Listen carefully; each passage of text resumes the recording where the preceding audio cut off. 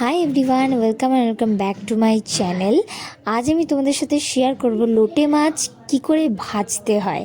Actually মা লোটে মাছ রান্না করার জন্যই এনেছিল লোটে মাছের ঝাল।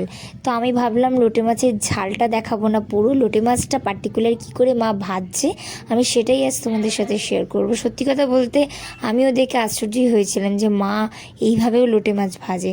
তো দেখো, প্রথমেই লোটে মাছটা সুন্দর করে কেটে নিয়েছে, এখানে দিয়ে নুন হলুদ মাখিয়ে নিয়েছে। তারপর দেখি লোটে মাছটা ভাজছে কিন্তু লোটে মাছটা একটু ভাঙছে না।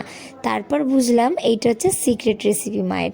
মা লোটে মাছটা সুন্দর করে ময়দার মধ্যে মাখিয়ে নিচ্ছিল, দিয়ে তারপর একটা একটা করে তেলে ছাড়ছিল। দেখো, প্রত্যেকটা লোটে মাছ কিন্তু পিস পিস করে কাটা ছিল, সুন্দর করে নুন হলুদ মাখানো ছিল। আর মা সুন্দর করে এখানে ময়দা মাখিয়ে নিচ্ছিল লোটে মাছটায়। তারপর কিন্তু আস্তে আস্তে কড়াই তেলের মধ্যে ছাড়ছিল, যাতে করে লোটে মাছ ভাজাগুলো না ভেঙে যায়।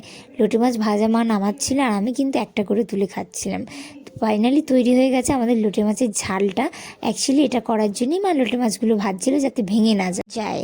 তারপর দেখা লোটে মাছটা খেয়ে কিন্তু আমার দারুণ লেগেছিলো লোটে মাছের ঝালটা। তোমরা যদি আমায় কমেন্টে জানাও তাহলে আমি কিন্তু একদিন রেসিপিটা তোমাদের সাথে শেয়ার করতে পারি।